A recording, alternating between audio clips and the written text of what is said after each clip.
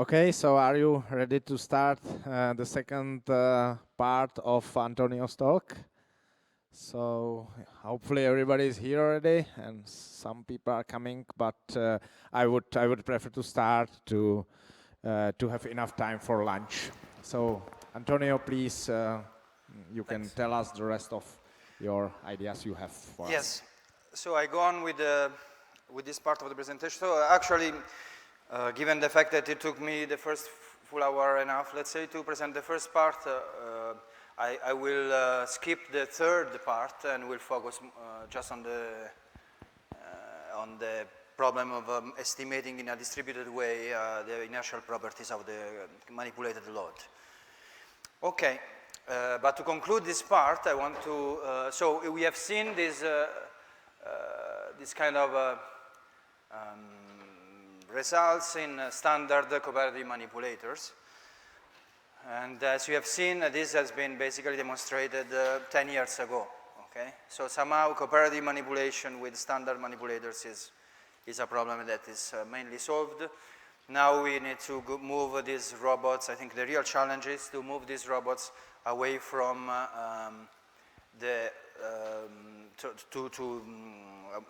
away from structured, very well known and structured environment, and go on a more unknown environment.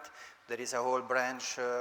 So for environment, you can put in the environment the human. So collaboration with human, collaboration in outdoor environments, with in the field, and so on and so forth. These are applications that are now being investigated in cooperative manipulation. And one case is actually the aerial robotic case. So when you consider aerial robots that they have to fly using in order to produce forces, they have rotating propellers. These propellers don't, the velocity at which this propeller spins generates a force, but is not univocally determined which will be the force, because it depends on the wind, it depends on the characteristic of the propellers that are not very well known, depends on the air, depends on whether you are close by another surface, and this surface generates some turbulences, and so on and so forth. So when you dive into cooperative manipulation with aerial robots, you have a whole bunch of problems that you don't have in manipulators, standard manipulators. And the main one is the actuation problem, is the fact that you don't know, you cannot anymore rely on the fact that your actuators will really produce a torque that you impose. And as you have seen in the modeling and in the control, it's very important to control and to model, so to know what is the relation between these torques and the torques and the forces applied on the object and external world. These inputs play an important role in the whole manipulation. So this makes the problem of aerial manipulation more quite interesting, and still to make designs and control algorithms that are robust to this uncertainty. It's not a completely fully solved problem, especially I think when it comes to windy conditions outside. So back in like 2014, 2013, we had an idea, which was together with the Professor Domenico Prattichizzo from University of Siena. He's an expert in robotic sand and grasping, and I was working on flying robots, and we said, why we don't conceive a flying hand? And what was a flying hand in our idea? It was the idea of having several quadrotors, each quadrotor acting as a finger of a hand, and then having the possibility to move objects like you do with your hand, but using quadrotors instead of fingers. And so here, this is a kind of a simulation in which you see these simulated quadrotors and that have to grasp the object. And we used an impedance control approach in which each quadrotor had a tip and a desired position for the tip, and was following the tip. But when the object is touched, then this position goes inside the object, so they cannot be followed anymore. These position, because otherwise the object will be penetrated. And this will cause the quadrotor to exert a force. And the part of the force that goes inside of the object will be just the internal force to keep the grasping. And the part of the forces that go elsewhere in a coordinated way will generate a motion of the object. So here you see, you can see this idea. And it's basically impedance control without going to the mathematical details, but it's impedance control applied to flying robots. Okay. And this was a simulation we did in which we even put this in interconnection with a human hand tracked by, at the time it was a Kinect.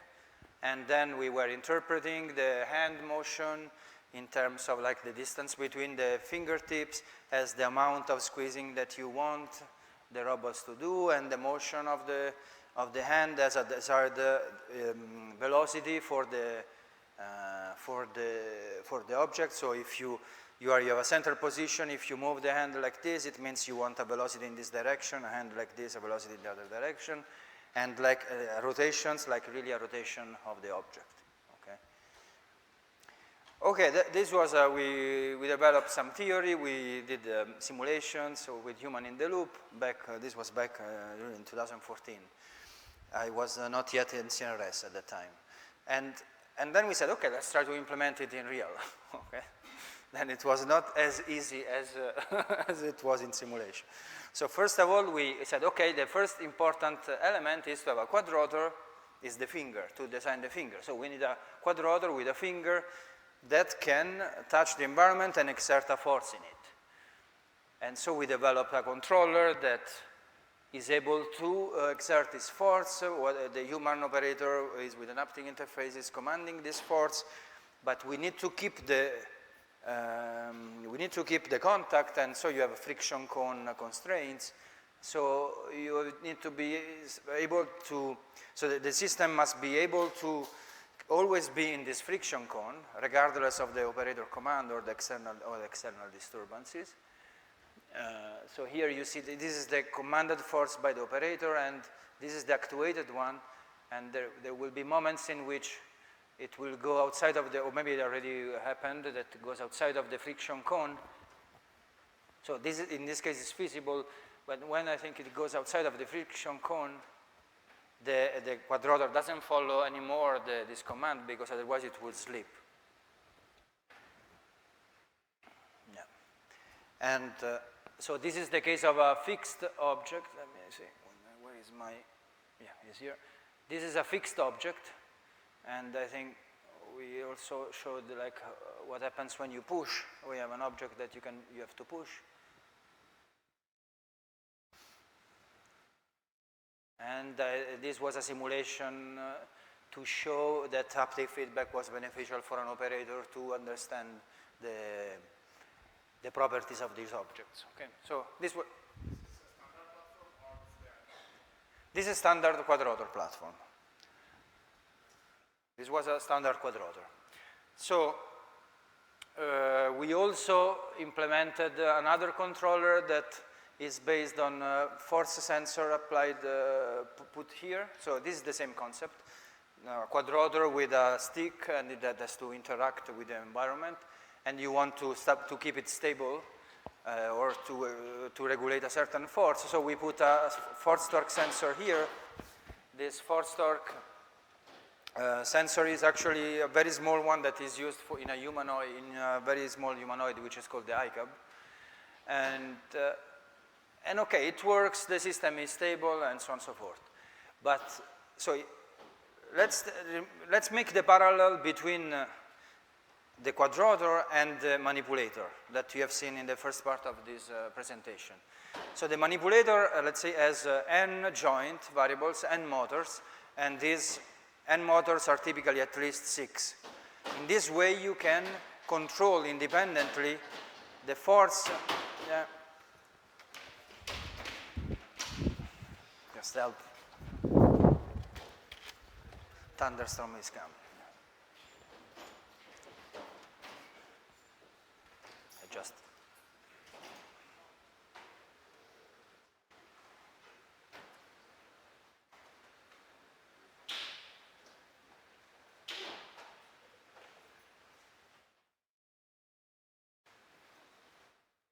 Okay.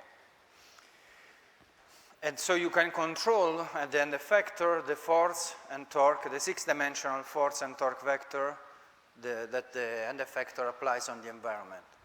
So, but look at the quadrotor. How many inputs has the quadrotor? How many forces you can apply to the quadrotor? So the name says it, no? How many? 4. So you have 4 control inputs. It's impossible to, if you have only 4 control inputs, to control at the same time the force and the torque exerted at this point. And it's not only this the problem. The problem is that even if you want just to apply a force in 3D, you cannot apply this independently of how the quadrotor is oriented. So having a task in which you want to control the force and also, let's say, you want to slide, like the task I was mentioning before, like pushing and sliding, or if you see it more from an aerial perspective, pushing up and sliding, becomes a tough task. You can see it here in the experiment below, that when there are irregularities in the ceiling, the quadrotor needs to adapt to them, well, if you want to keep pushing by swinging.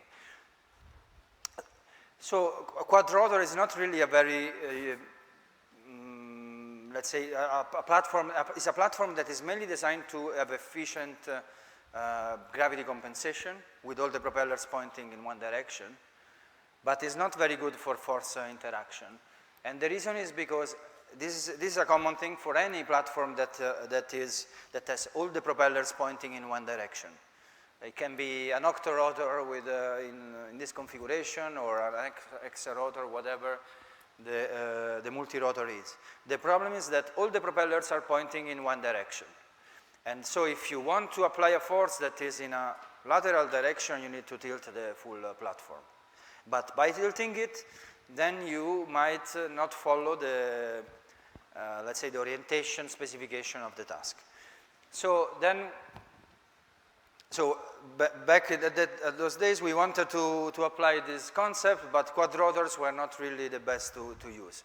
So I did a step back and I said, okay, we need to try to use different platforms to achieve this cooperative manipulation with the flying robots. And we started to look in these kind of platforms, which are called fully actuated or multidirectional thrust. In these kind of platforms, you have at least 6 propellers, because you want to control a force and torque independently, but they are not pointing all in the same direction. So you can, by combining the intensity of the force that each propeller produces, you can control independently force and torque. And this is an example of, it's a video that shows what this platform can do. So look at the first plot. We have the first video on top. So you have a force that is applied here through this rope, and the platform can stay horizontal and at the same time have a certain impedance with respect to this external torque and force. While a normal quadrotor, if you pull it somewhere that is not the center of mass, it will need to tilt in order to stay still, because it has to counteract this force. Or another possibility is that you can let the point, the robot keep this point always still and just rotate in place. A quadrotor cannot do this, cannot stay still in a certain orientation which is not horizontal. And thanks to this, you can do nice push and slide. You see here the admittance or impedance control paradigm in which the desired point is inside the surface to inspect, and the tip is kept on top, and in this way the platform pushes. And you see that the platform here is flying actually in a tilted orientation to keep the perpendicularity, and this is thanks to the full actuation. And another classical task is a peg-in-all task. In this case, the system detects that there is a certain external torque and complies to it and tilts in order to go inside the hole. So you can, so this is the case in which the tool is rigid. We also put a manipulator on it, and we show that you can do inspection of something. This is a pipe with a real inspection sensor which measures where you have the status of the metal, whether it's healthy or not. And this is another example in which instead we use the fully actuated platform to lift an object. So this gets closer to real manipulation with a gripper, and you can lift the object while staying always horizontal because you can exert forces in every direction. And thanks to the compliance, now if you look at this video, so here there is a rope that after a while prevents the motion of the bar. The system feels this force and complies to it. It's very important for safety. Okay, this was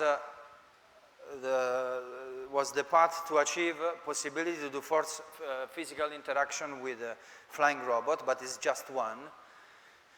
So the topic of this seminar is about cooperative manipulation, and in fact then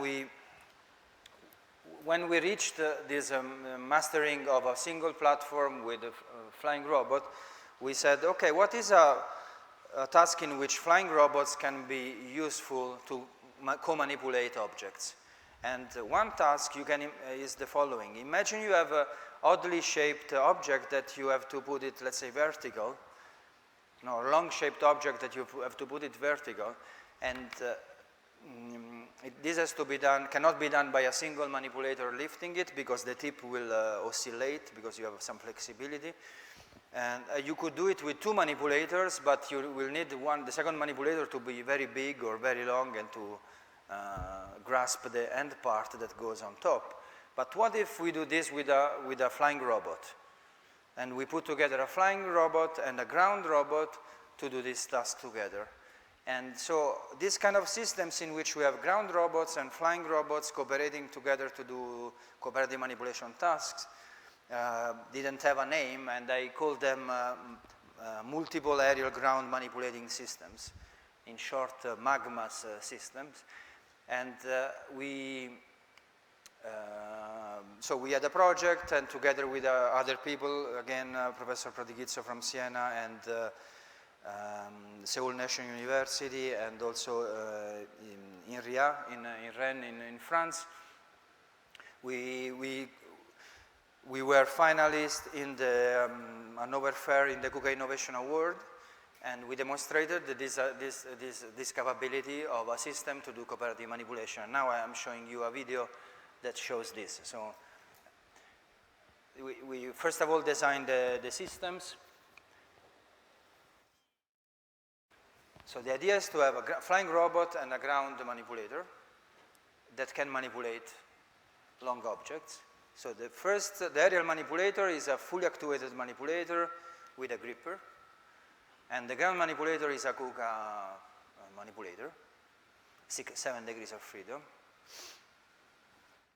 And then to have the operator in the loop, we put a joystick with force feedback, so that the human can control the motion of the object, and the robots will move the object as the human wants.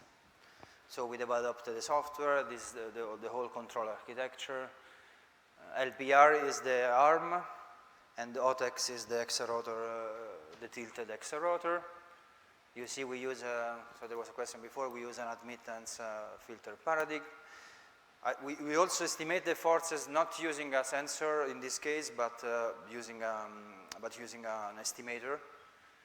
And this is one of the demos that we did at LAS. We performed actually several demos in the Hannover Fair in that week. So the goal is to take this bar. So this bar is like 3 kilos, something like this. But if you take it from one hand and you try to lift it with your hand, it's impossible. So the fact is so long that one hand alone is not able to lift it for a human, I mean. So the manipulator alone cannot do this. it will exceed the maximum torques that are admitted by the joints.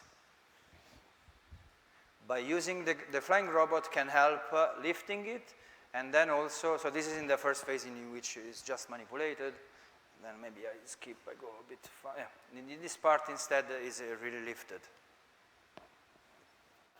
So in this case, the cooperation is, let's say, half decentralized in the sense that there is a central plan they are aware of, but then the force control is done independently. Each one measures the force independently and closes the control loop independently.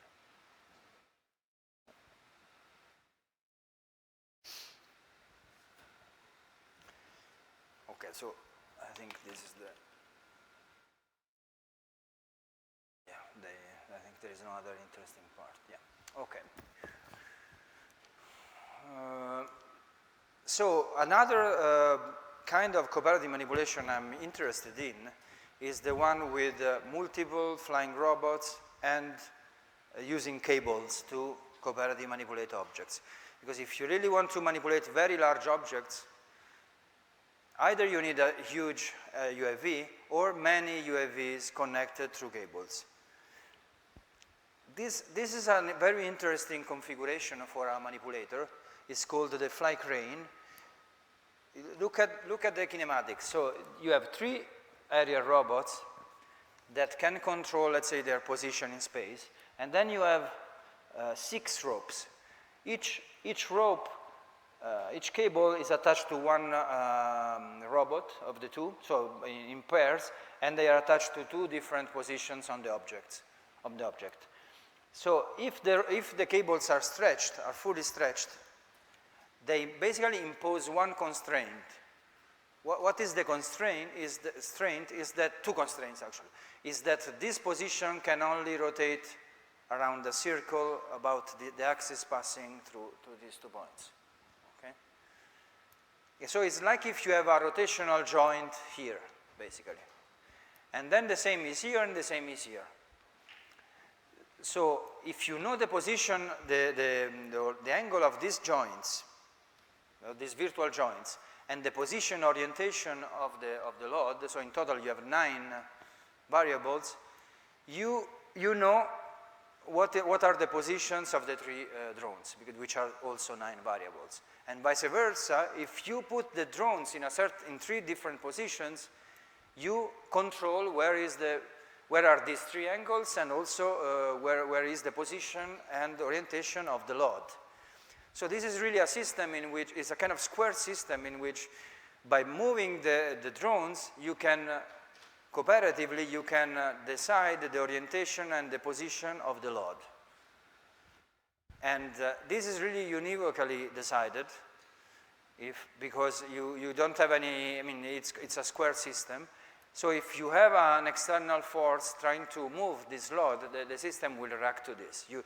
The drone needs to move in order to move the load. So if you keep them still in place, it's very steep. And at LAS, where I work, other researchers, they already developed a planning method to handle this system. And these are just 3 snapshots of a planner that was given to start from this configuration and end up in this configuration. I didn't find the video of this.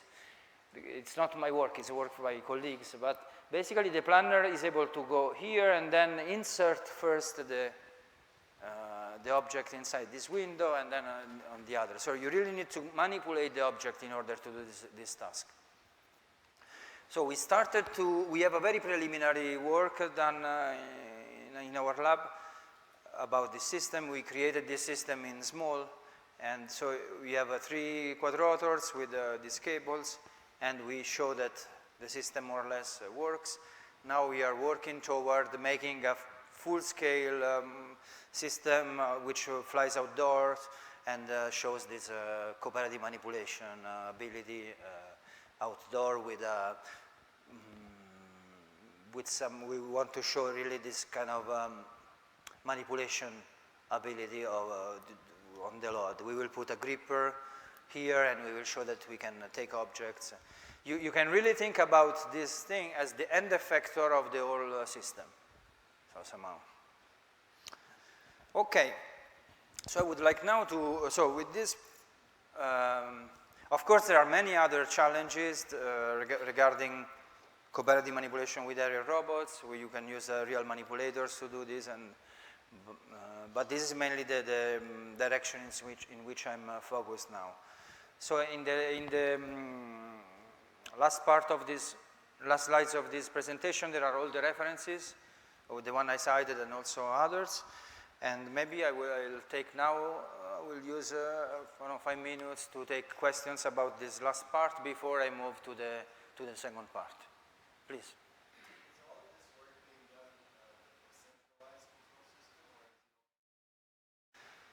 So the previous one, this one, as I said, is partially decentralized in the sense that the planning is centralized, but then the force control is decentralized. So each robot uses force control independently, while in this case it's fully centralized.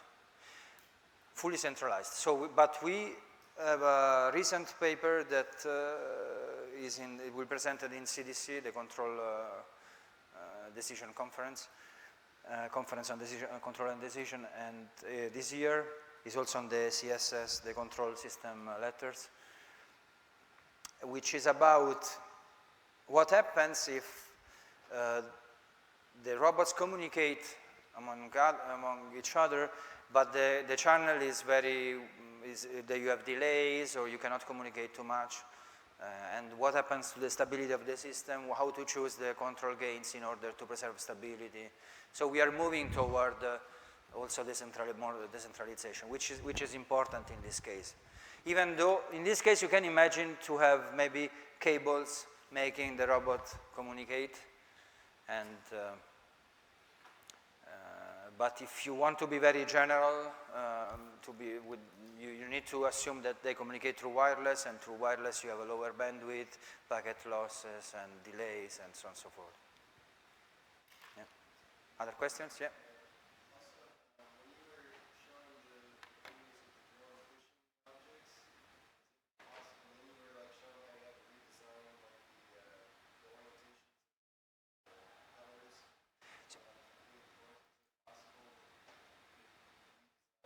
Yeah. So the question is whether, in the case in which there was a quadrotor pushing the object, or if one can redesign the orientation of the propellers to make the task.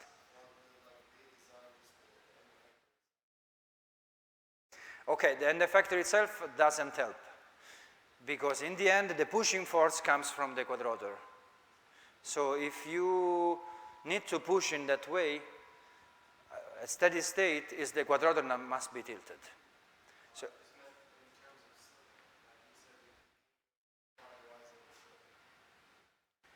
okay, yes, the end effect, having some dexterity it can help keeping, for example, always the pushing vertical, yeah, perpendicular to the surface. Yes, in this it can be useful. But on the other side, the quadrotor in the end must be tilted in order to push. At the very beginning, because you can use inertial effects, it doesn't need to be tilted, but if you want to keep pushing, it needs to be tilted. And the dexterity can be used actually to keep the perpendicularity. And in fact is what we did here. So in this particular video, you see that the manipulator joint variables changed in order to keep perpendicularity with the curved surface. However, there are many problems related to using arms on flying robots. You increase the complexity, the cost. It's anyway, it must be a very lightweight manipulator, so it will have a lot of flexibility, which is not good for accuracy and many other things. So, yeah. Yes, please.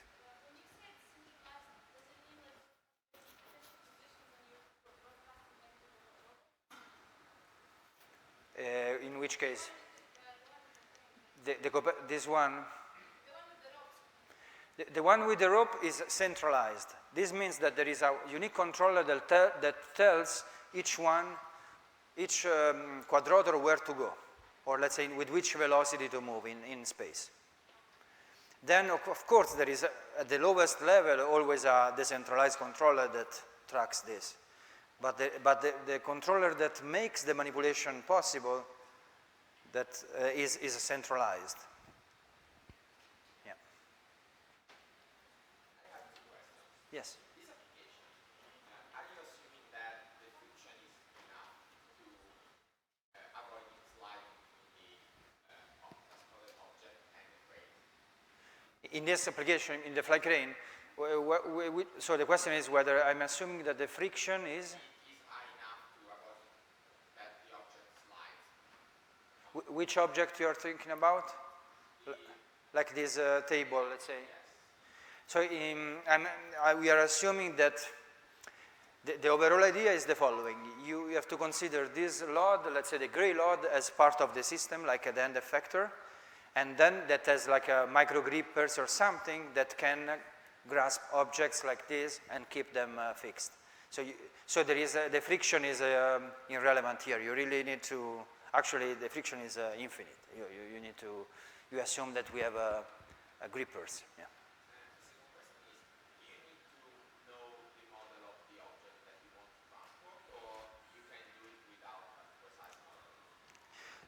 So thanks to the fact that the question is whether we need a precise model of the object or not to do this manipulation. So given the position of the quadrotors, so if you fix them, there is only one way the load, the load can stay. The pose of the load is univocally determined. There is no way the system, assuming the ropes are fully stretched. So in some sense, you don't need to know, in order to position the load, where the center of mass of the load is, which is the mass, what is the inertia matrix of the load. So for stabilization in a certain posture, or if you move very slowly, you don't need to know these properties. Because you just need a very robust controller here that will make the quadrotor go in the position you want, whatever it happens. So they will... The controller here will make it, if there is an unexpected force, it will just compensate for it. On the other hand, if you want very dynamic motions in which you want to move very fast, then it's very hard not to know, to do it not knowing the inertial properties of the system. Because if the controller doesn't know them, there will be all continuously and time varying and state dependent, input dependent external disturbance that the controller will have to face with, and the pure feedback doesn't help. So the best it would be to resort to adaptive control, in which you estimate online these parameters so that you can predictively compensate for them. So it really depends on whether you are interested in stabilization and slow motions. And I think these are the most interesting applications, so you don't want to move these things fast. Typically, if you want to do an accurate placement, or you want to do this in a dynamic way. Yes?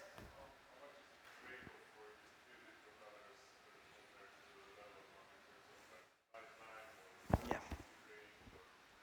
So the question is, what is the trade-off of this of the tilted propellers design, this one,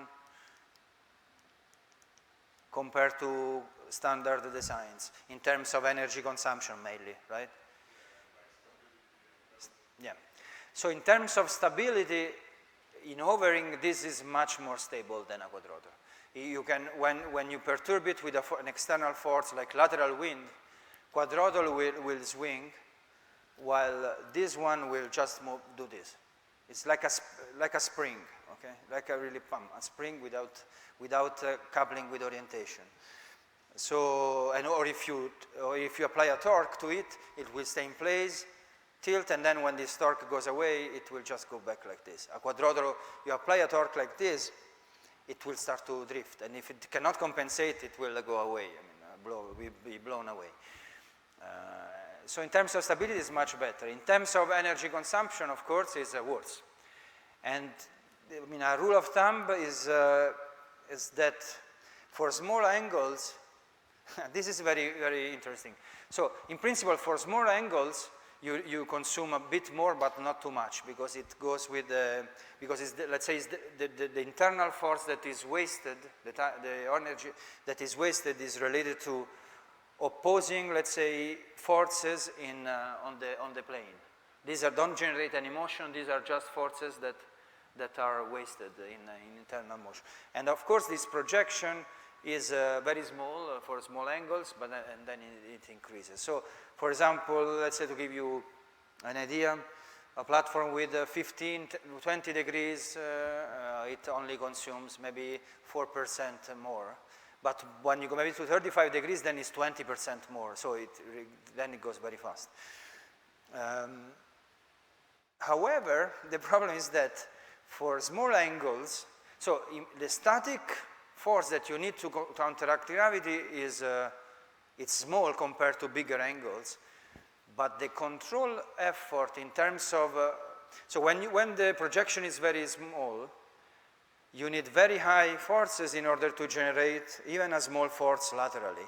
So dynamically, the platform will make the forces go back up and down very quickly, and so the motors will consume even more for small angles. So there is an initial part in which you think you are consuming not too much, but actually you consume a lot because of this dynamicity. Then there is a part in which you consume less, and then you start to consume more. So experimentally, we saw that there is a kind of optimal angle in between. It's not just going worse and worse, but because of dynamic control, not of the statics. And when we realized this with the real platform, we didn't think about it at all at the beginning. Really, with the real platform, we saw this. Yeah. So the trade-off is not simply proportional or let's say monotonical, but you really need to know which kind of forces you want to counteract on the horizontal plane. You are going to typically counteract, the typical wind that you want to withstand, and then given this, you should go on a tilting angle that is enough to not to be in this very dynamic region, but also not too much tilted, because otherwise you will waste your energy. Another solution is to make the propellers tiltable, so that you can decide whether you are underactuated and energy efficient or fully actuated and energy inefficient. And we developed a platform that can do this with a single motor. You can tilt all the propellers at the same time. But the problem with this is that then the cost and you are adding weight because you have additional motors and so on and so forth. There is no free lunch, typically, of course. Yeah. Other questions on this part?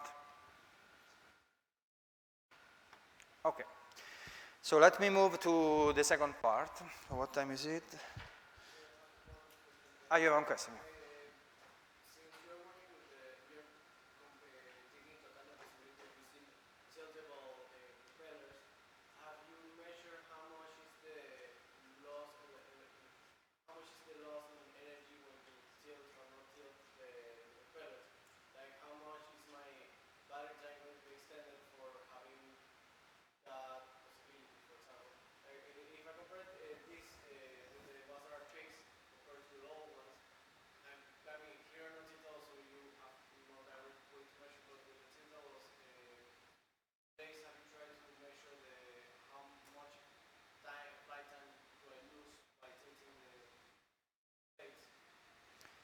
So I'm not sure, the question is whether we measured how much time, flight time we lose by tilting the propellers. But in the case of tiltable propellers or fixed tilted? Because if in the case of fixed, is basically similar to your question. So as I said, it's easy to measure statically. There is a 1 over cosine law, and statically you need to balance gravity, and this is what you lose. So there is a formula. But there is an interesting thing that is about this dynamic control. So for small angles, it seems you don't use much power, but actually you will use a lot because you need a very dynamic change of the propeller speed. When the propeller is tiltable, so with the motor, then in principle you can optimize depending on what you need your angle. The problem is that motor weights and the mechanism to tilt everything adds weights, and adding weight means adding force, and it's the same. So we didn't do a computation because it depends on the motor that you use, and it's not so.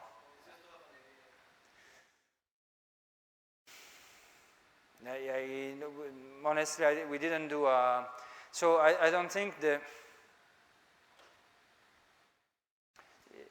I think if you use many servo motors, it's not really ideal. But if you use just one or two, then it's going to be competitive. It's better probably than using, as a rule of thumb, I would say it's better than using this one.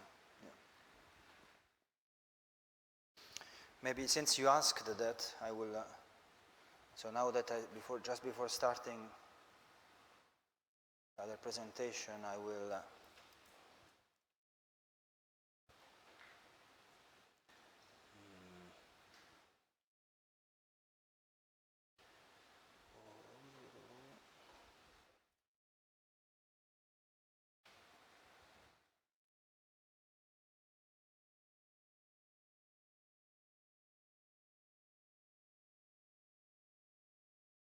show you how this platform looks like.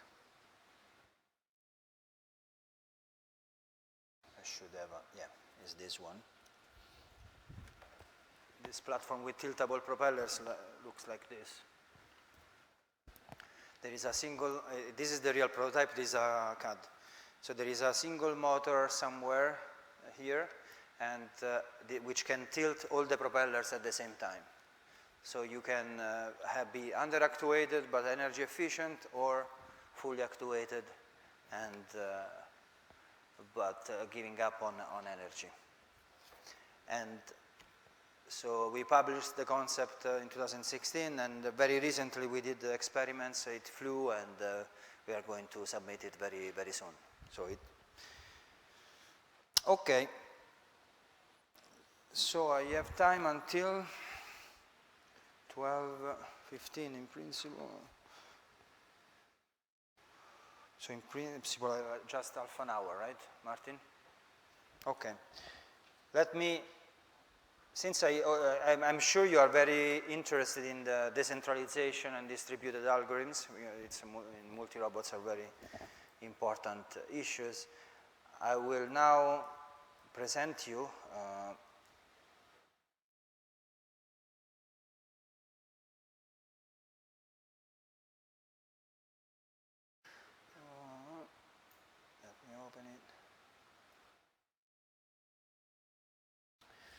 so I have to go in mirror mode now and use, I think. Yeah.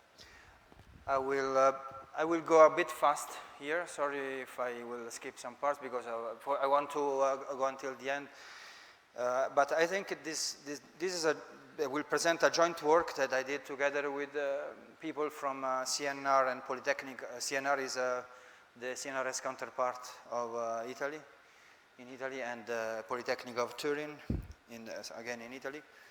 And it's about having a control law for moving an object with a group of manipulators, ground manipulators, in a distributed way. And I think it's a very, so as you can see in the title, I think the strategy that I will highlight in this part of the seminar, it's kind of general, so it can be applied also to other problems. So I would like you to focus more. There are interesting details, and we can discuss. I'm here today and tomorrow morning, so if you want more details, we can go through them. But I would like at least you to understand the general paradigm of this distributed control. that is used here. Okay, and if you are interested really about this particular method, I really encourage you to read these two papers. One recently appeared on the transaction control of network systems. Okay, the main problem is that you have an object, okay, and you have a group of so this is the object seen from the top, and you have a group of mobile manipulators, mobile robots that can apply, that are attached to this object in certain points, and they can exert forces on it, and you want to move the object around. Okay. I skipped this motivation part, so let's go directly into the model. And I assume there is a graph that models the communication between the N robots. Here you see 4, but it can be 20 or 30 or more robots manipulating a very big object. There can be a swarm of ants that want to move an object. Okay? And so they communicate, but through a graph, to a communication graph that is not full, a click, let's say a complete graph, but there is but is connected, this graph. And as usual, we denote with Ni the set of neighbors of the agent I. I assume that I think in the past 2 days, the people talked about the graph and the coordination, maybe Amanda in her presentation. So, and I assume you have a kind of knowledge on this already on this kind of tools, okay? So who doesn't know what is a graph and what are the neighbors? Okay. Or maybe nobody dare to say, I don't know, but so each robot, basically what I assume is that can do 2 things only. Exert a force, Fi, and measure the velocity of the point in which this force is exerted. So in the formulation of the previous part is like the velocity of the end effector frame, but doesn't know anything about the velocity of the other end effector, the velocity of the object, at least doesn't measure it. So it also doesn't know, by the way, I'm assuming here there is no torque exerted. So what does it mean? It means that it's like if you have a handle which rotates and you can just move this handle of the object. And the object here, you have to imagine that it's a 2D manipulation. So it's like if the object is on wheels and these robots want to move this object on wheels, and there are handles that don't let the robot apply torque. So they can only, this handle rotate, or they have passive rotational joints. Actually, the method works well even if you can apply a torque, but it's just for simplicity. So if we write, let's say these robots can do this, can apply forces, and they can measure this velocity. So let's write down the dynamics of the system. This time is a very simple case, so we can just write down the dynamics easily, while in a general case we should pass through the equations that I told you before. But you will see some similarity, of course, because these are just the same equations in a special case. So the acceleration of the object, Vc dot, this is C is the center of mass. So Vc is the velocity of the center of mass, is just given by the sum of all the forces divided by the mass of the object. And the angular velocity of the object, which this time is, the angular velocity is always pointing either up or down, so it has one fixed direction because it's an object on the ground.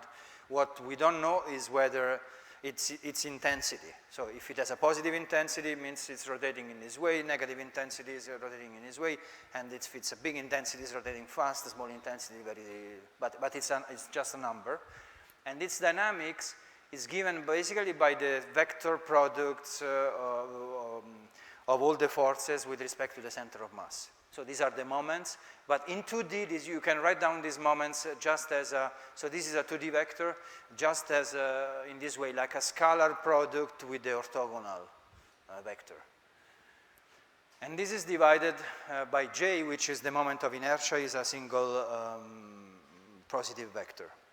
So here in red, basically, I'm writing all the things that the robot don't know. They don't know the mass. They don't measure the velocity of the center of mass of the object.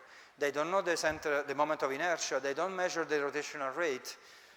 They don't know the position of the center of mass, and they don't know the position of their contact point with respect to the center of mass. Okay, so the only thing they know is Fi, but each one knows only its own Fi, not even the Fi of the other robots. So the PG here, so we can rewrite this thing by subtracting and adding PG, which is the position of the centroid of the contact points. It's just the average of the contact points. So I subtract PG here and I sum PG here, just to put in evidence this structure. Okay. So in the end, the system model, you can write it in this way. And let's say we have as a goal to let VC and omega follow a certain specified, prescribed reference. So you have this swarm of robots, and somebody sends to this robot, okay, the center of mass of the object should move in this direction with this intensity. And the object should rotate with this, in this direction with this intensity. So this is given to the robots, and the robots have to implement this motion of the load. But at the beginning, they don't know all these things. They only can measure the velocity of their contact point, and they can only exert a force of this contact point. And we don't want to have, of course, an all-to-all communication in which every robot communicates to all the others what are these values, otherwise it will be not decentralized. Okay. And we don't know we want to tell them what is all these centralized quantities, or we don't want to have a central processor and so on and so forth. I'm going also fast here, apart from time, but I think you have seen these kind of things in previous presentation. So this was a slide to give my point of view on what is a decentralized control law. The idea is that you use a memory that doesn't grow, that grows only memory for each robot that is not depending on the number of robots you have, is always the same.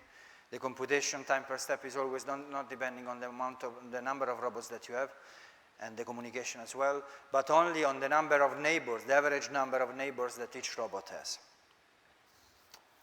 And as an example, I found this nice video on the internet in which there are these kids running, and they implement a kind of decentralized control law, in which there is a graph, communication graph, which is just a line, and they are able to fulfill the task. Okay. So this is an example of a decentralized control law, and I think you have seen the first day is the consensus control law. So if you have each robot has a certain value and you want to compute the average of these values, you just run the consensus. It's a distributed algorithm, and the robots will, the estimate will converge to the average of the initial values. A similar algorithm that I will use in this to solve the problem I want to solve is this estimation of the centroid. It's similar to consensus. You want to estimate what is the position of each point with respect to the centroid, but you can only measure the relative distance between points.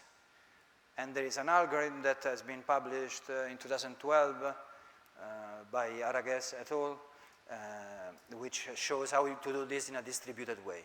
So if I know the relative positions of my neighbors, and the others also do, we can know what is the relative position with respect to our centroid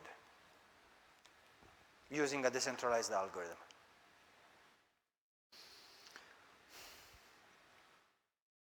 So another important algorithm is, here I will go very quickly, or maybe I skip this. skip this, okay.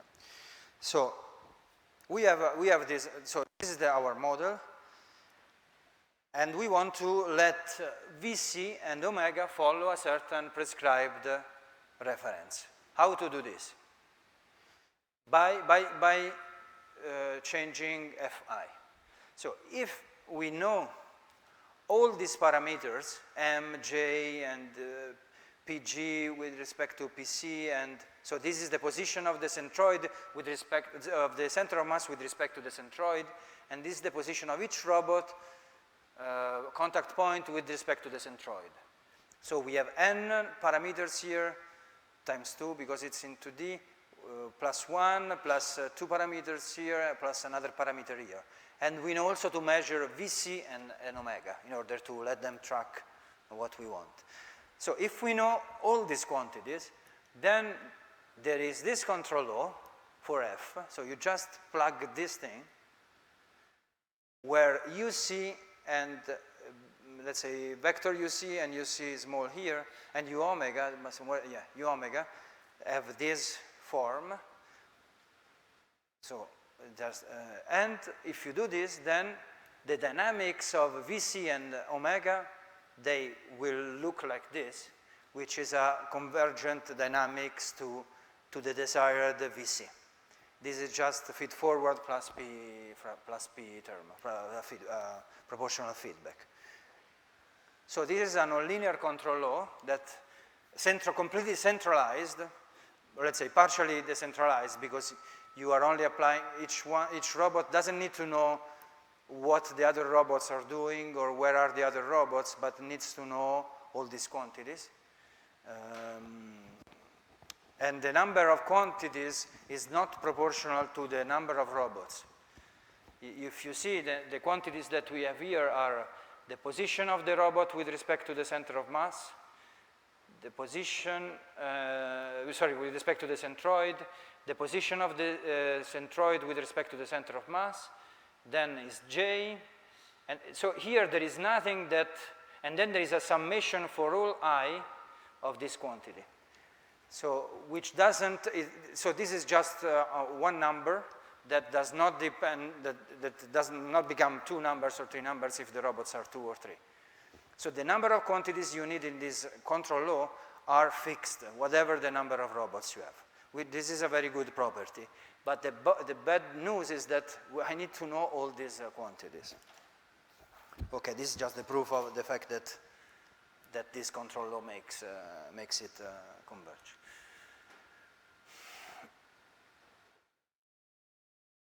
So this is the list of quantities that have to be known. Let's scroll them again. The mass of the object, and it goes to your question when you ask, do you need to know this property? So if they, since we want to do tracking of a certain trajectory precisely, dynamics plays a role into it, so we need to know precisely M, J, the sum, this is the sum of the displacement, the square of the displacement of each robot. This is somehow the dispersion of the robots with respect to the center, their centroid. It's a kind of dispersion. Then the velocity of the object, the angular velocity of the object, the position with respect to the centroid, and the position of the centroid with respect to the center of mass. Some of them are time varying, these are time varying, while these 3 are constant.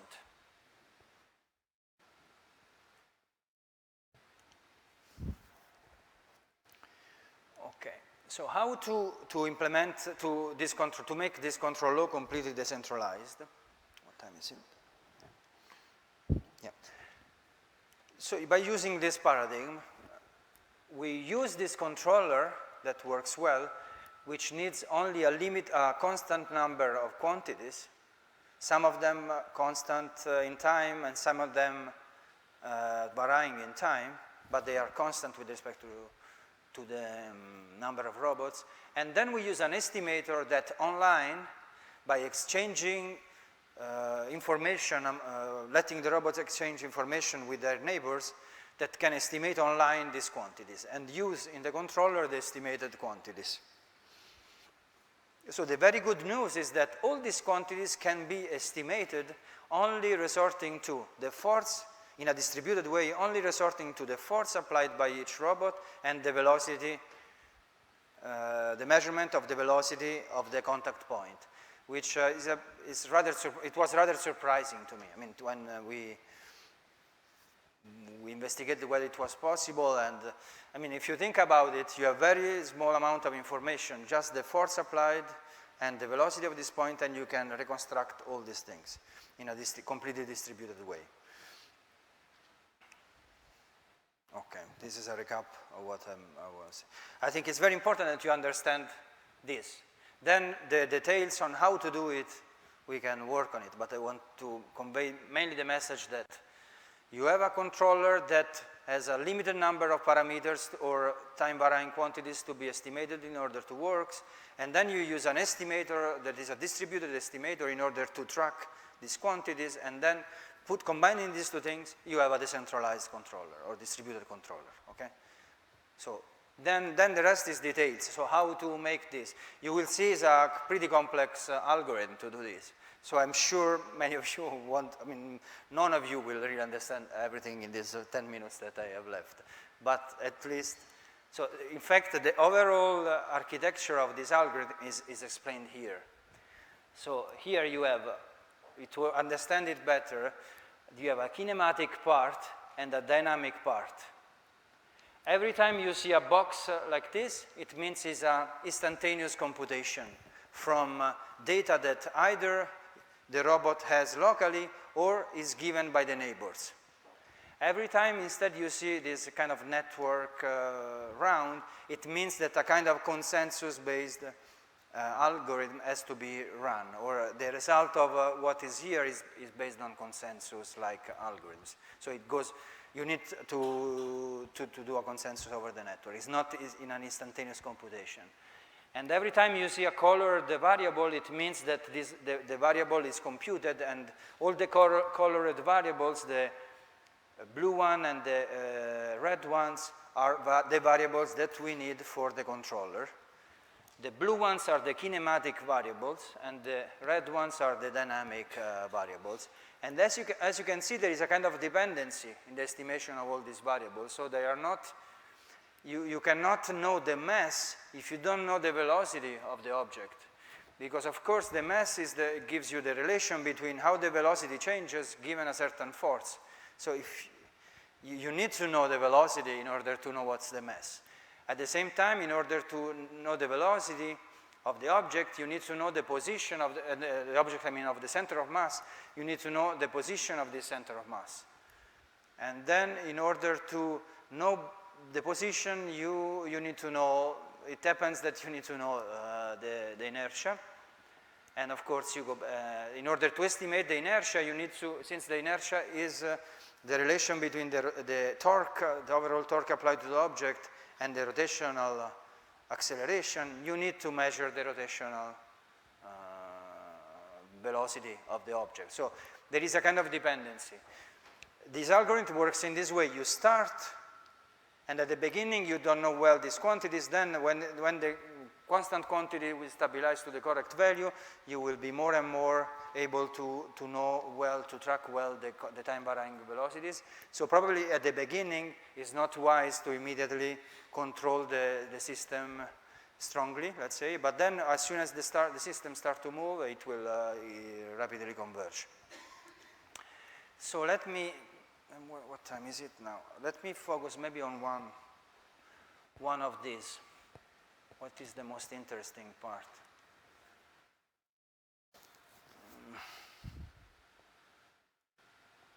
Maybe for you.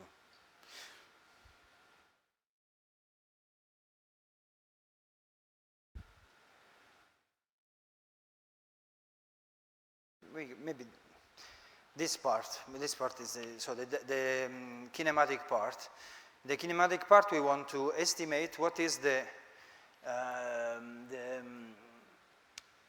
position of each robot with respect to the centroid. Okay, we know that there is this algorithm that can do it distributively if we know the relative position between two agents, the two contact points. But our measurements don't give this, give only the velocity of the contact points and don't give the where these two contact points are located with respect to each other. But since this is a rigid object, if I can measure the velocity of this point and I can measure the velocity of these points, the difference between these two velocities will always be orthogonal to the vector, to the line joining these 2 points.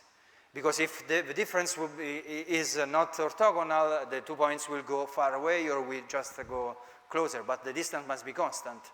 So the fact that the distance is constant means that the two velocities, when you subtract them, they have to be orthogonal. The difference must be orthogonal to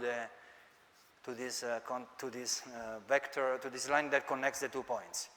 So, but if I know that it's orthogonal, then it means I know something about this line. What I know? I don't know its distance, but I know the direction. So if I because I can measure, two neighboring agents can exchange their velocity, and they can do the difference, and immediately, instantaneously, they know what is the direction of this vector. But they don't know the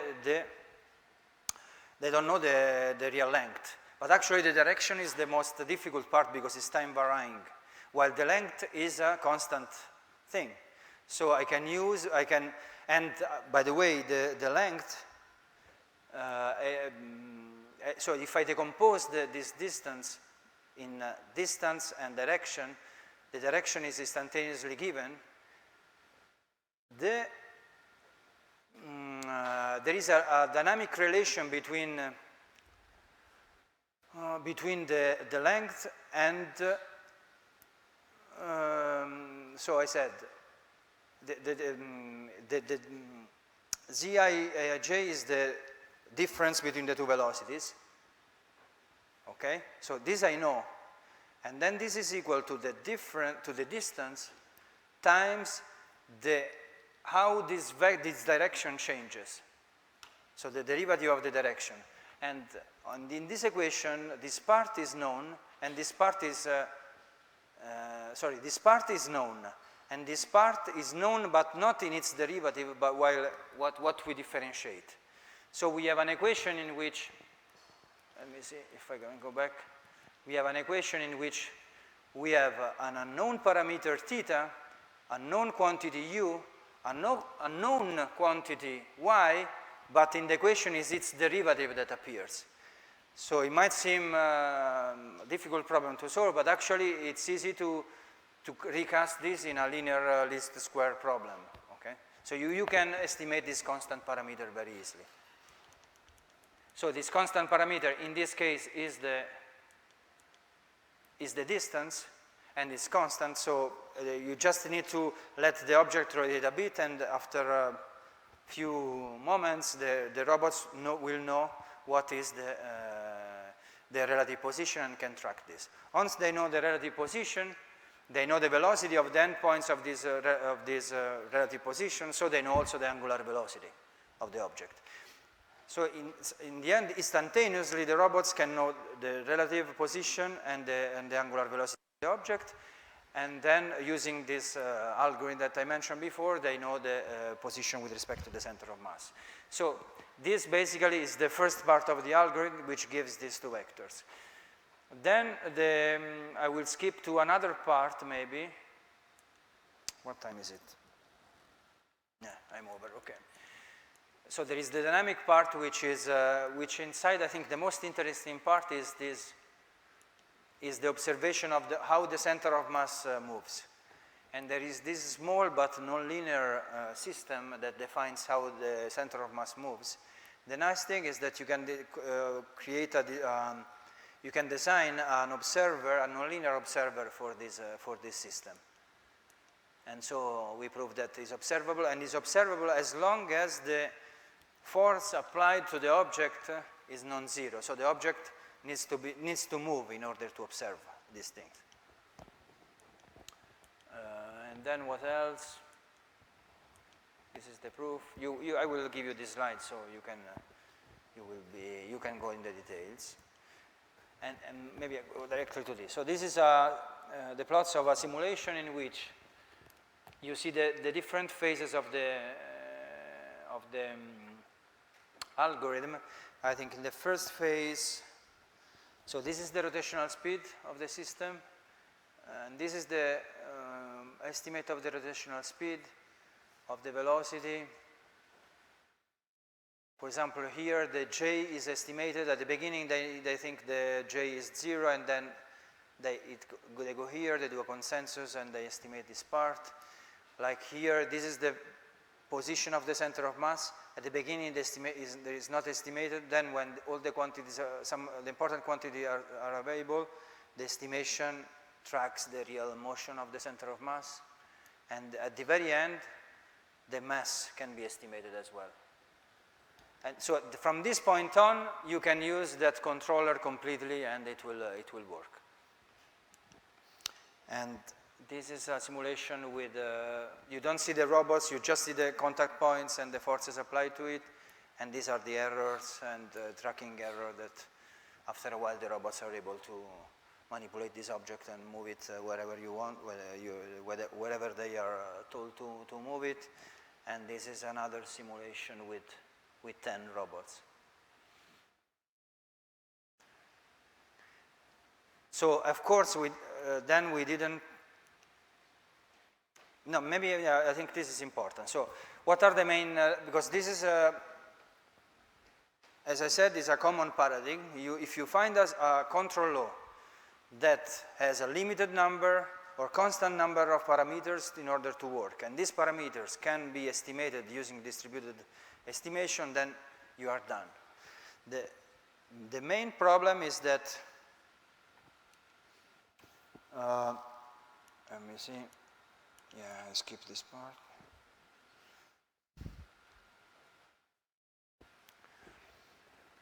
So we managed to solve this problem in the 2D case, but when we tried to extend it to the 3D case, we stumbled in some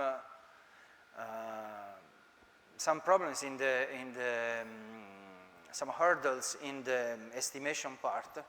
And as far as I know, currently there is no algorithm that can make this in the 3D case, especially in the distributed estimation part. And then another problem is that this tracking time-varying global quantities with distributed estimation requires these quantities not to vary too fast, depending on how connected is the graph, how fast is the communication. Otherwise, the estimated quantity will always lag behind the real one. And if then you control the system with outdated or delayed measurements, the system can get unstable. Okay. So then, last word about this. So this, as you have seen, I have only simulations on this. We tried to make experiments. And in order to make experiments, instead of using manipulators, what we did is to design a platform that is like a big rigid body. And on top of this rigid body, so we put wheels, omnidirectional wheels on this rigid body. And on top of the wheels, we put propellers. And it looks like a kind of a overcraft with a lot of propellers that can be oriented. And these propellers are like the forces, they emulate the forces applied at each spot. And we tried to apply this method, and it didn't work, okay? And the main reason why it didn't work, I mean, it worked, but not as good as in the work in the sense it was not acceptable performances. The reason why the performances were not acceptable, the main reason is unmodeled effects in the motion of the, for the equation of motion of the load. So the fact that it was sliding on the floor means that you have a lot of friction, and there are other things that the actuators are not instantaneously because they have to rotate actuating the force, but mainly friction and other unmodeled effects on the model made it not acceptable, the performances. So the take-home messages from this experience, so due to, I have several projects, so I didn't investigate more how to extend the method in order to take into account these unmodeled effects. But the take-home message is that when you use this kind of model-based approach, you should either be sure that all the important effects are modeled, or you need to make a control law or, or an estimation law that is robust to strong unmodeled effects, okay, that you know is going to work even if you have to put in the model that there is something you don't know that has a strong influence. Or you know maybe what is this thing. You know friction, you know how friction behaves, and then you put it. And then you estimate the coefficient, the friction coefficients, and all these kind of things. Okay, with this I concluded also this part. Yeah, I hope it was thank you very interesting much, for Antonio. you. And Thank you. we can...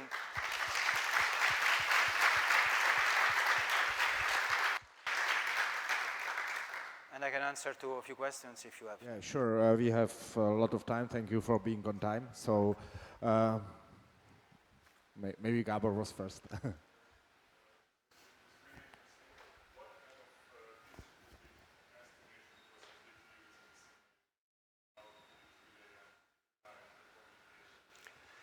In the simulation, we simulated the communication in MATLAB using a toolbox, I don't remember the name, that can simulate communication between different agents. But in the end, we didn't, for example, simulate the presence of delays, or the only real assumption was that there was a graph, and we tried different kind of graph from more connected to less connected, just a line, for example, and each robot could only, at each timestamp or at each control step, send a message to the neighbor and receive a message from the neighbor. But all the simulation was done in MATLAB. We never really tested it in the real world with a wireless communication. Yes, so the main method, we used mainly two methods. One is called let me find the spot where you find it.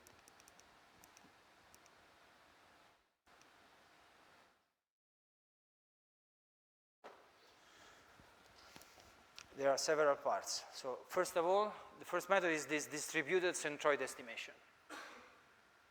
And we use this algorithm from system and control letters. Then another thing is how to compute this. And for this we use a standard consensus. And then in the end this is like the sum of norm, squared norm. So, and it's also constant, because the norm of these vectors are constants because the object doesn't squeeze. Then there is another part, yes, here. So we need to know the total force applied by the system. So the sum of all the forces applied by the agents.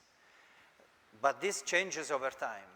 So you can do it through, if you do it through consensus, you will be always delayed. And we used an algorithm that is, that's called dynamic consensus. It's like the FEE-CTU, average consensus estimator. I don't know whether you are aware of it. So to estimate these two quantities. These are three quantities estimated like this. And then I think there is a last, which is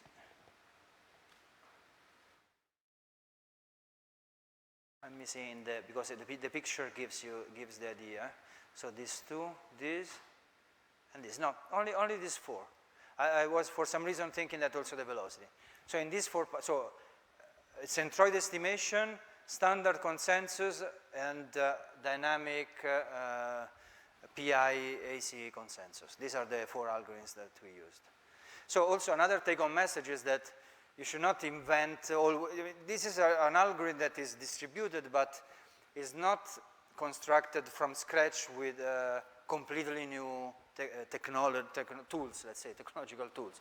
We try to, every time, to recast sub-problems in problems that have been already solved in the distributed computing community, and we know, okay, if we have this problem, there is a distributed algorithm that makes it. It's a sub-problem. Also, this is another technique that we used, as you can see.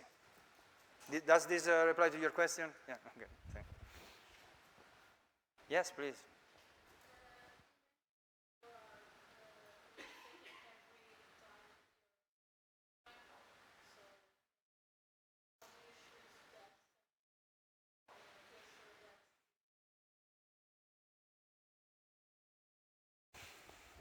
It's a very good question.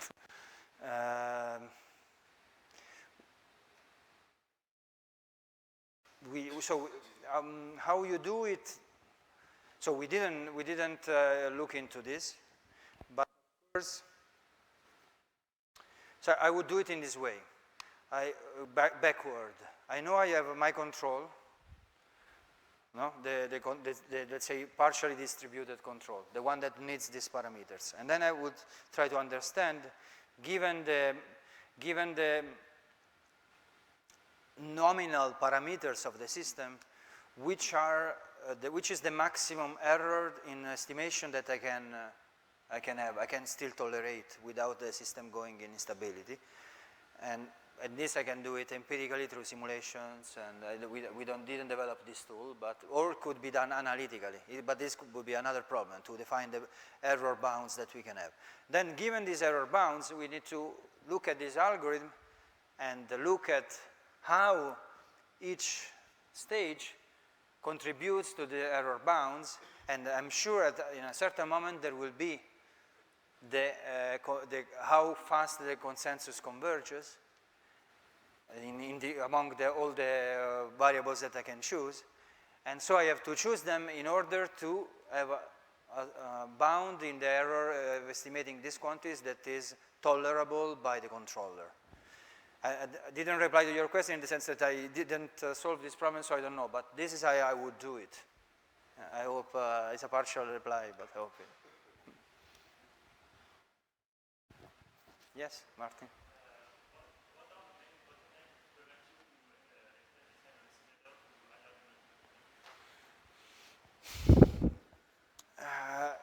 So the main bottleneck was that, if I remember well, especially this first part. So in the two-dimensional case, you have extra information. You know that the angular velocity is always pointing in one direction. So it's a very strong knowledge that you have. In the 3D case, the angular velocity direction is not known. And I didn't find a way to, in a distributed way, compute this direction, I think, at that time. Yeah. So then I think if you manage to overcome this step, the rest, I think, doesn't have any. I mean, of course, the J is not anymore a number, is a matrix. There is a moment in which all the robots apply a particular force that is always perpendicular to what they can measure, so that you know it results in a pure rotation, and so you can estimate J. In the 3D, it will be hard, I think, to do this in a completely fully decentralized. Again, because there is only one way to rotate the object, while in 3D there are three ways, let's say 3 directions, and how to agree on the direction. But maybe it can be done, yeah. But this additional information of the direction of the angular velocity was the thing that made it possible here, and I didn't find a way to overcome it in the 3D case.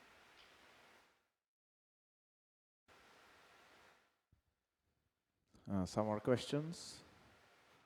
I have one.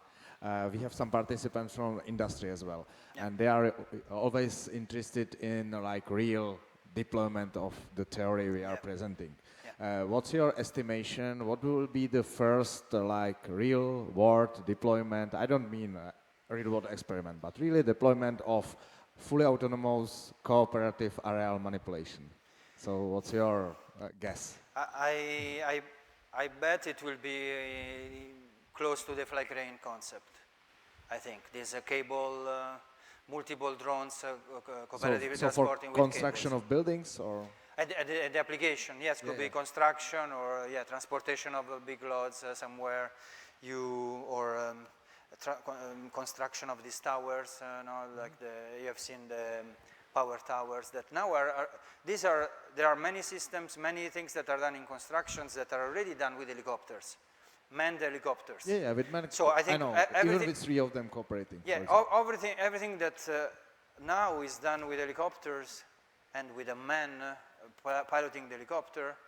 I think it maybe will be the first things that can be replaced with a group of UAVs and in a cooperative way, if carrying the load and deploying it. And when? Sorry? When? Like when?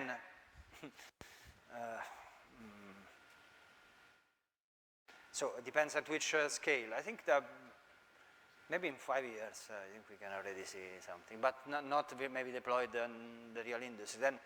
Then it will a lot depend, you know, on how much industry and the world will believe in it, and how much energy in terms of money they will put in it, they will pump in it.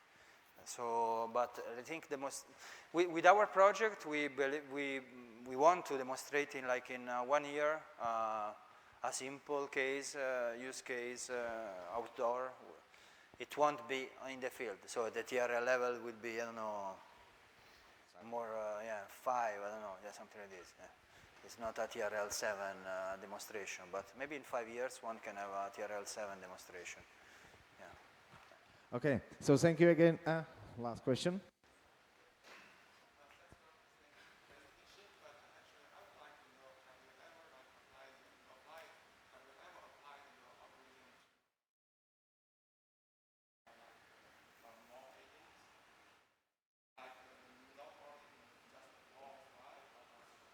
For the last algorithm,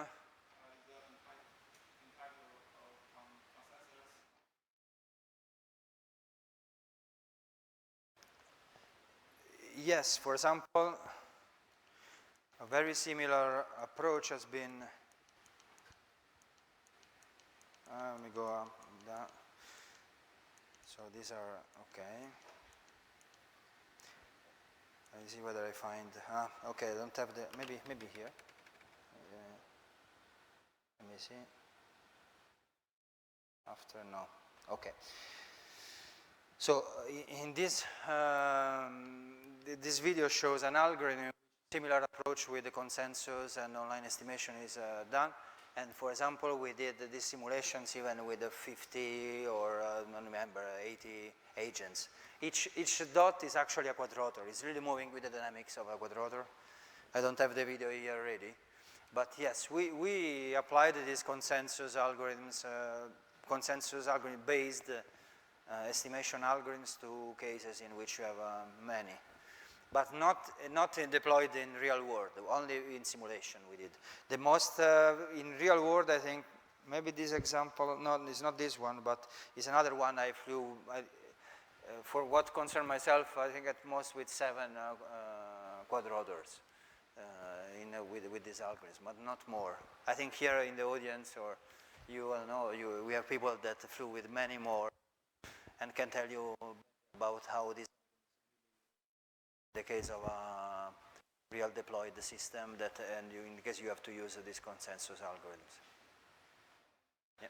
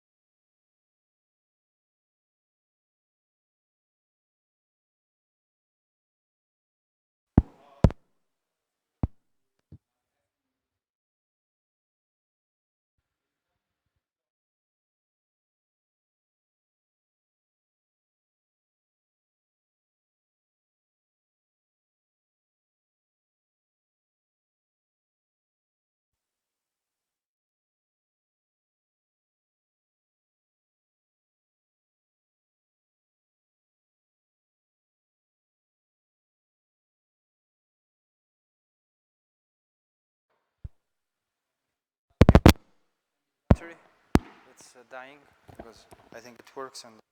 So I will use this. Okay. Yeah. So the critical parts to be estimated are actually the time varying parts. If I go back to the algorithm, So this consensus is not this one and this one are not critical in terms of connectivity to ensuring a certain rate, because they estimate constant parameters. So once you have them, they don't change over time. The critical part is with the time varying parameters, and which are these forces here and the torques. So it only means, so even if you have a very sparsely connected graph, it doesn't mean you cannot do the task, but you have to do it very slowly. So you have to, if you know this, then the commanded velocity for the object should be slow enough such that the estimate that you have is close enough to what the controller asks. If you can still cope with a very sparsely connected graph by moving the object slowly. And eventually, if you move it quasi-statically, everything will work perfectly. So I think this is but of course you cannot do better. I mean, if your network, if you a network is sparsely connected, you cannot move fast. For what concerns constant parameters of the system, you are okay. But the big problem are the forces that the other agents are applying, and the torques that are the other agents are applying. Maybe a way to do it could be, now that I'm thinking about, so in this algorithm, there are,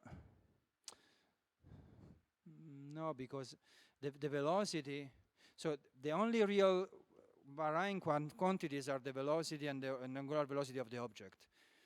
So these things will vary over time, and in order to estimate them, you need consensus.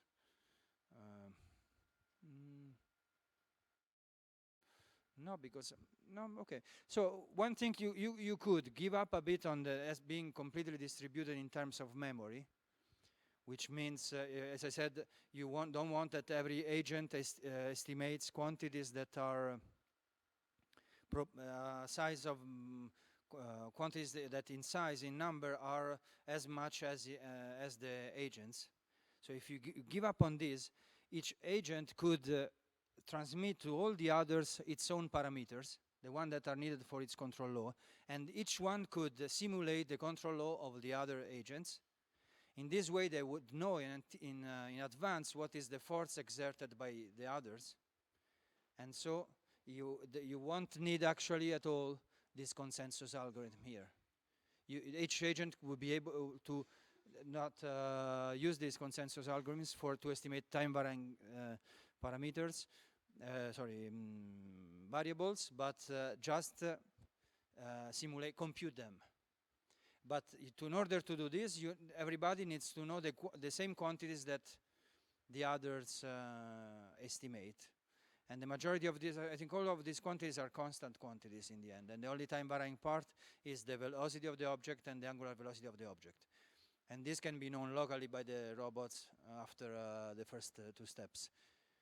So if you give up on memory size, you can remove these two parts, and then these two parts are not a problem, and then you can also move the object very fast. Yeah. It's an extension that could be done. Yeah, it's my researcher side that spoke now. So I didn't reply on what we did, but actually how we could overcome other problems. Yeah.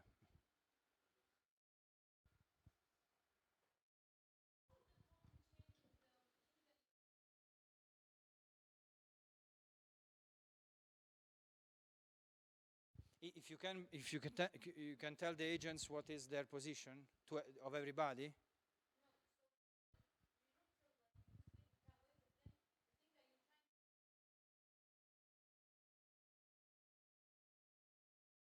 What do you broadcast? Yeah.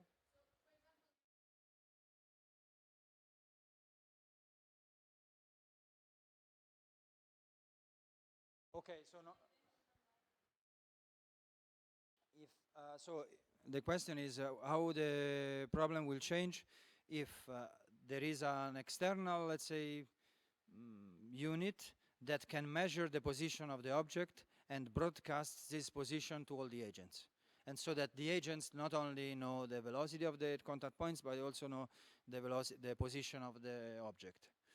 So it will change in the sense that by, let's say, repeated position measurement, you could also estimate the velocity, and then you could do position control. You don't need to have this part. So let's say a part of this estimation algorithm will be not needed, and you can directly use this knowledge in the controller.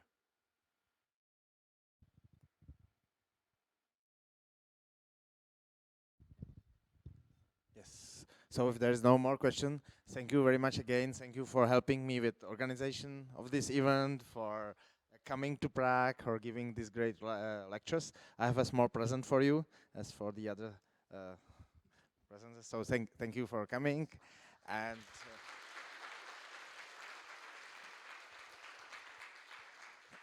Yes, and now we have lunch. Today we have only a simple cold lunch because the evening we are going to have a rich, warm one.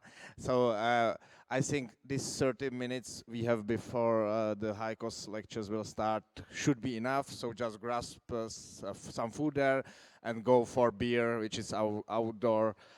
Fortunately, the storm is done, so we can enjoy the beer there and fresh air there after the rain. So enjoy the meal.